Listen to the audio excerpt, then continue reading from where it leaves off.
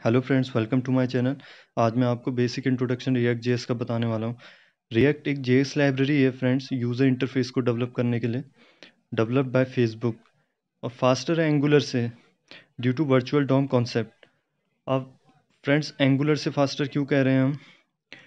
Actually virtual DOM का concept लाया गया है रिएक्ट जेएस में।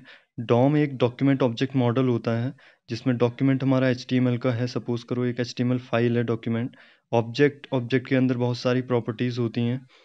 ठीक है फ्रेंड्स, प्रॉपर्टीज़ यानी कि वेरिएबल्स और फंक्शंस, तो वो ऑब्जेक्ट के अंदर आते हैं और मॉडल हमारा डेटा हो गया, जो हम यूज़र इंटरफेस में हमारा डेटा जो शो होता है एक्चुअल में।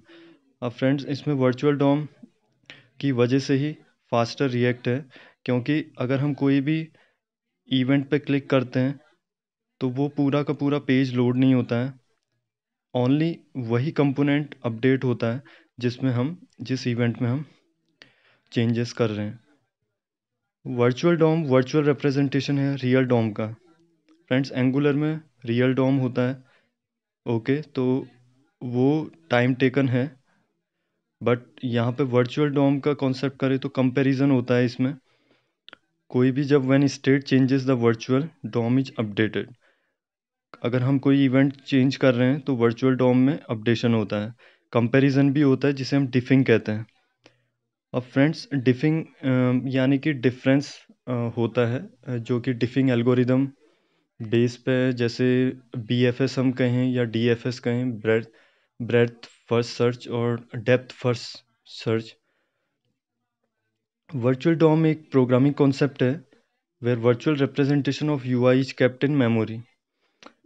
ठीक है फ्रेंड्स, यूआई को हम मेमोरी में रखना मतलब क्या है कि जो यूआई ब्राउज़र अपना दिखाता है यूआई, वही मेमोरी में है और सिंक होता है रियल डॉम में, यानी कि वो वही अपडेशन रियल डॉम में भी हो जाता है सिंक।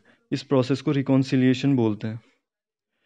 अब friends, react uses one way data binding.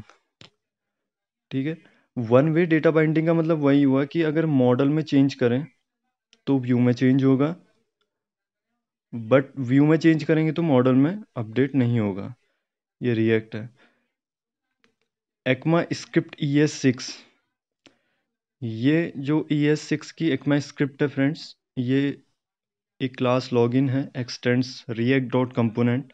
ये क्लास को एक्सटेंड कर रही है। एक्सटेंड्स का मतलब होता है, हम जावा में भी अगर ले ले तो इनहेरिटेंस होता है एक्सटेंड्स में, ओके। तो इस क्लास से लॉगिन क्लास एक्सटेंड्स कर रही है कुछ feature react dot component class से, और वो रेंडर मेथड है।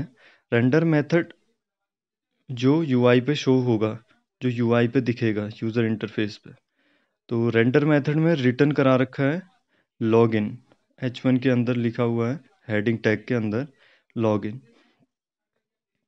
फ्रेंड्स, रिएक्ट, नेटफ्लिक्स, व्हाट्सएप और बहुत सारी वेबसाइट हैं जो रिएक्ट में बनी हुई हैं, फास्टर हैं इसीलिए, क्योंकि पूरा पेज लोड ना हो, बजाय ओनली वही चेंज होता है और वो वर्चुअल डॉम में अपडेट हो जाता है। ब्राउज़र का एक डॉक्यूमेंट ऑब्जेक्ट मॉडल बनता है, जो कि हम ट्री कह सकते हैं।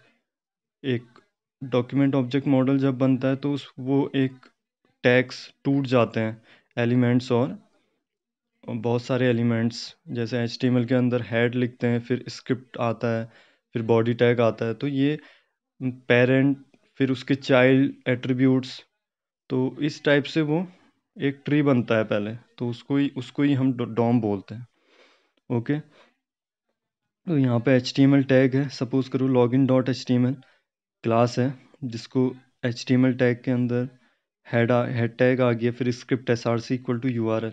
अब ये script src equal to URL में हम एक रिएक्ट जेएस का लाइब्रेरी यूज़ कर देंगे src के अंदर।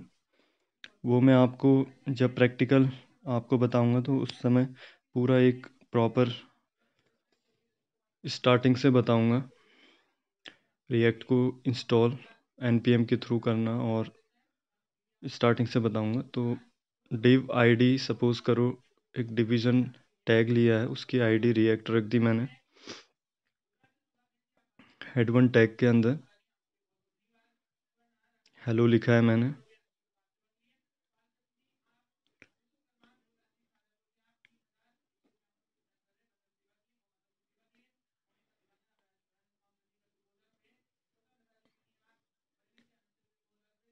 और ये ECMAScript इस टाइप से लिखी हुई है, class login x tends react dot component, जिसके अंदर रेंडर मेथड है। Okay, thank you friends.